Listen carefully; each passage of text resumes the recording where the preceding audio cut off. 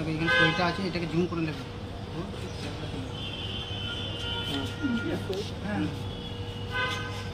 আজ আমরা এসেছি এখানে পিটিশনের ফাইল জমা দিতে। আপনারা দেখতে পাচ্ছেন তার প্রমাণ। আমরা আজকে স্যারের কাছে ফাইল জমা দিয়েছি। এটা কেস হবে। আমাদের কেসের বিষয়গুলো আবার একবার দেখিয়ে দিচ্ছি, আপনারা একটু পড়ে নেবেন। সেই সকালে এসেছি আমরা সুদীপ্ত দাশগুপ্ত স্যারের কাছে। এখন আমাদের কেস ফাইল হয়ে গেছে, মানে পিটিশনার জমা দিয়ে আমরা করে ফেলেছি, টাকাও পেমেন্ট করে দিয়েছি কিছু। এবার আমরা বাড়ি যাওয়ার পালা। এখানে সন্ধে হয়ে গেছে, এখন আমরা কলকাতাতেই আছি। অনেক আমাদের দাবিগুলো বলতে হবে নাকি? আচ্ছা, টোটালে 12 জন পিটিশনার হয়েছে। তো অনেক চেষ্টা করা সত্ত্বেও পিটিশনারের সংখ্যা বৃদ্ধি করতে পারলাম না, কারণ সবাই বাঙালি। বললাম সকালবেলা একটা লেখা লিখিয়েছিলাম, বাঙালি জাতি ভীতগ্রস্ত হয়ে পড়ে রয়েছে এখন। আমাদের ভিডিও যদি না দেখে থাকেন অবশ্যই দেখবেন, শুনুন। ব্যাপারটা হচ্ছে এখানে 12 জন যে পিটিশনার আছেন, আমরা স্যারের সঙ্গে আলোচনা করলাম। স্যার বললেন যে টোটাল একজনের পিটিশনার প্রতি 9,000 টাকা করে খরচ, প্লাস প্রত্যেক পিটিশনার প্রতি যখন মানে কেসটা উঠবে তখন 200 কোর্ট ফিস 200 টাকা করে। তাহলে 9,000 ইন্টু 12 করলে যে অ্যামাউন্টটা বের হয় 1,08,000, আর প্লাস ওর সঙ্গে 200 ইন্টু 12 2400 টাকা টোটাল এরকম লাগবে। 1,08,000 আর এদিকে সিঙ্গেল বেঞ্চ পর্যন্ত 1,10,400 সিঙ্গেল বেঞ্চ পর্যন্ত লাগবে।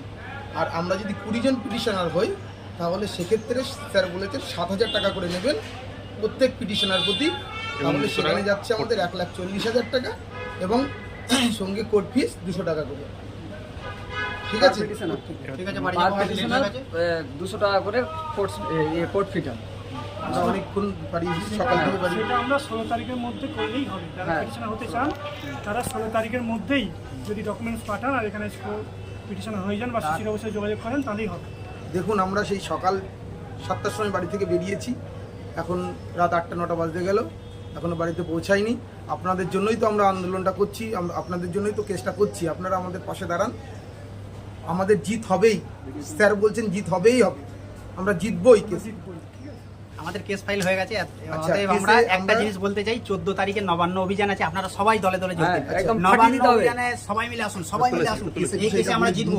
এই কেসে 2016 সালের প্যানেল যেহেতু অবৈধ, 2016 সালের প্যানেল যেহেতু অবৈধ, সেই হিসাবে ওরা 10 নম্বর কি করে পায়, এইটা ওরাও 10 নম্বর পাবে না, ওরা 10 নম্বর পাবে না।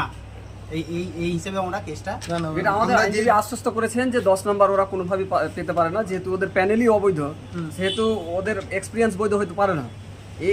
এইভাবে আমাদের আইনজীবী সুদীপ্ত দাশগুপ্ত আমাদের আশ্বস্ত করলেন যে তোমাদের গ্রাউন্ড আছে, তোমরা লড়াই করো। আমরা সেই দিক থেকে এখন আমাদের পিটিশনারের কাজগুলো অনেকটাই সমাপ্ত করলাম। আগামীর কাজ হচ্ছে আমাদের 14 তারিখ। 14 তারিখ। আচ্ছা, আমার কথা আমি বলছি। আচ্ছা, কেসের যে বিষয়টা সেটা হচ্ছে যে 1 নাম্বার হচ্ছে ইন্টারভিউয়ের পর এক্সপিরিয়েন্সের মার্কস দিতে হবে গেজেটেড 2L নিয়ম অনুযায়ী। যেহেতু SLST 2016 প্যানেলটি 17 রকমের দুর্নীতির জন্য বাতিল হয়েছে, সেহেতু এই প্যানেলটি অবৈধ। এই জন্য অবৈধ প্যানেলের অন্তর্গত শিক্ষক শিক্ষিকাদের এক্সপিরিয়েন্সের 10 মার্কস দেওয়া অবৈধ। এই ব্যাপারে সুপ্রিম কোর্ট তামিলনাড়ু সহ একাধিক সরকারকে পথ দেখিয়েছেন। এটা আমরা স্যারকে জমা দিয়েছি।